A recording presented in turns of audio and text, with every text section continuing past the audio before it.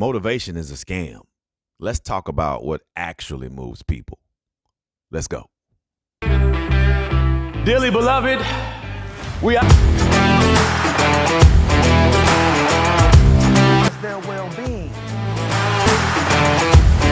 What's going on, good people? Welcome back to another episode of Elevate. Don't hesitate. It is your man, Rashad. Once again, thank you guys for tuning in to this channel each and every week. I definitely appreciate it. So we're going to jump right in today. We're talking a little bit about motivation and why it's trash, why it's a scam for most people. We think about motivation and we think about, I always like to use the example of people who go to the gym. It's a great example. And this is why motivation doesn't work, because you can get up every day and say, I'm going to the gym. I'm motivated. I want to lose these pounds, or I want to gain muscle, or whatever, every single day. You get up and you go. And then what happens on, and so we'll use it as an example, right? January 1st, everybody's in the gym. January 10th is what called National Quit Day, because by the 10th of the month, everybody's done. Motivation has died out, dried up, nowhere to be found. So why isn't motivation working then? Because motivation is not lasting. It doesn't last. The great Zig Ziglar once said, motivation is like a bath. Neither one of them lasts. You need it daily. So what does that mean? That means that motivation alone is not enough. It's just like people when they go get those sugary drinks and they get on that high and they feel great for a couple hours or whatever, but then that crash comes and they feel bad. It's because it doesn't last. It doesn't last. And we have to get to a place where we are not looking to just be motivated. Motivation in itself is okay for certain things, but motivation is not something that is going to be long lasting. Motivation is not something that we can depend on. Motivation is fleeting, but meaning is lasting. Motivation is fleeting, but meaning is lasting. Think about this. Think about teachers and social workers and maybe nurses and other folks who are dealing with who have high stress jobs. They're not doing those jobs because they're motivated.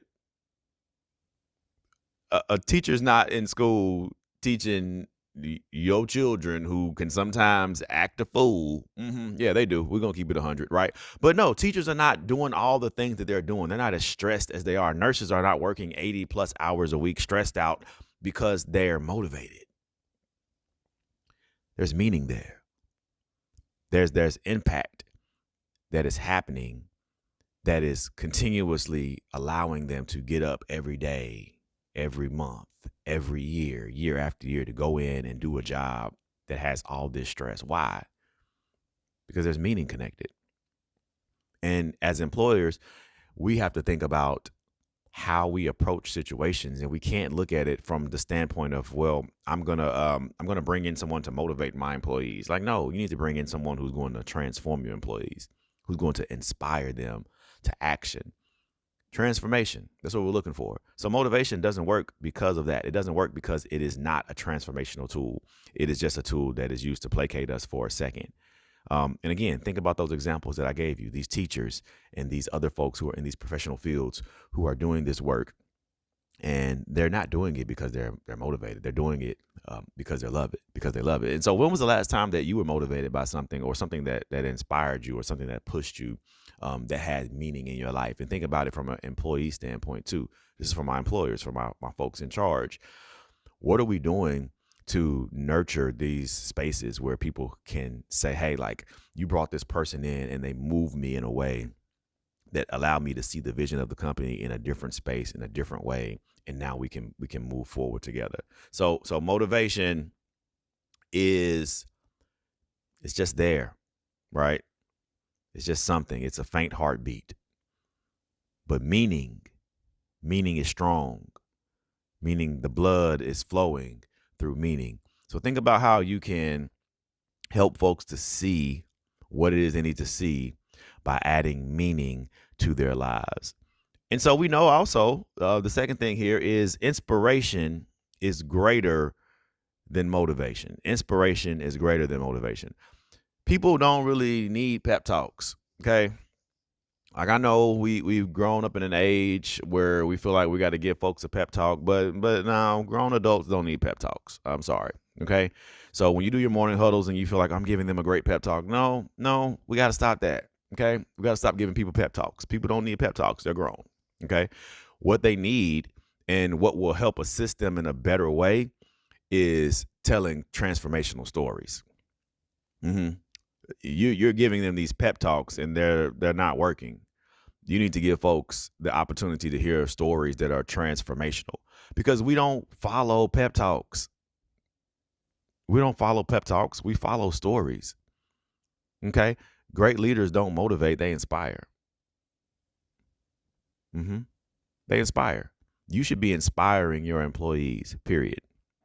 You shouldn't be motivating them. If you're motivating your employees, I believe that you're in the wrong business as a leader. It's not my job to motivate you. It's my job to inspire you. And how do I inspire you? Storytelling.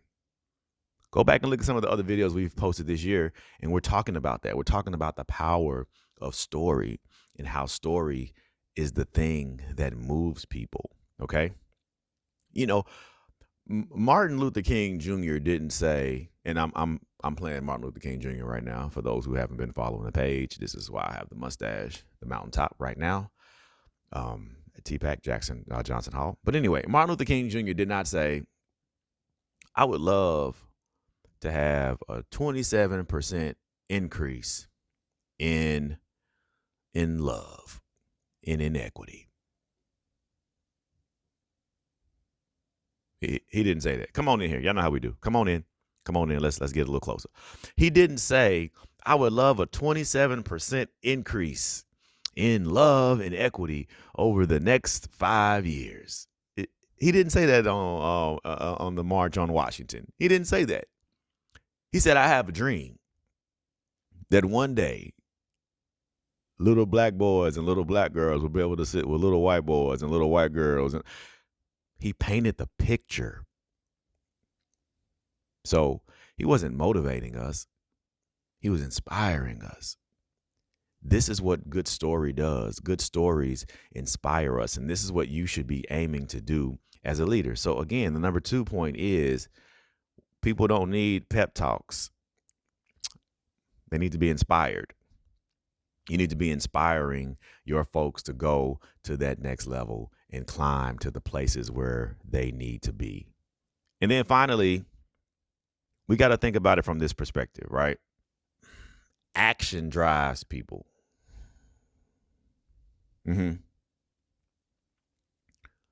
Actions drive people. I am more inspired when I see myself in the vision.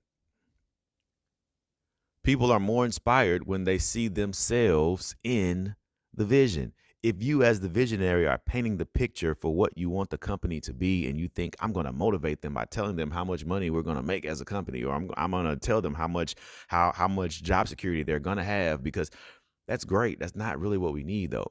I need you to paint the picture, and if I'm included in the picture, I'm going to be all the way leaned in. How do we get people to stay? How do we get retention in our businesses? How do we get employees to stay? How do we get employees that have been there to continue to remain? We lean in to the story of us. The story of us. So as you navigate through this, understand and know that motivation wears off. The pep talks, they wear off. But inspiration, it becomes a part of our DNA. It becomes this thing that is stained into our skin. It becomes a second layer of who we are. We walk around not with a mask, but we walk around glad, happy that we are a part of this story that we will tell together. So don't aim to motivate. Aim to inspire. And that is how we will go higher together. Motivation is a scam. And I'm going to leave you like I always do Peace. Thank y'all for joining us. We'll see y'all next week. Again, like, subscribe, share this video if you felt like it had some value. If you're looking for a keynote speaker, I would love to come in and talk about how I can help to inspire your audiences, how I can come in and help to inspire and engage your employees so that they can continue to grow and go exactly where you want to go. All right, y'all. Peace.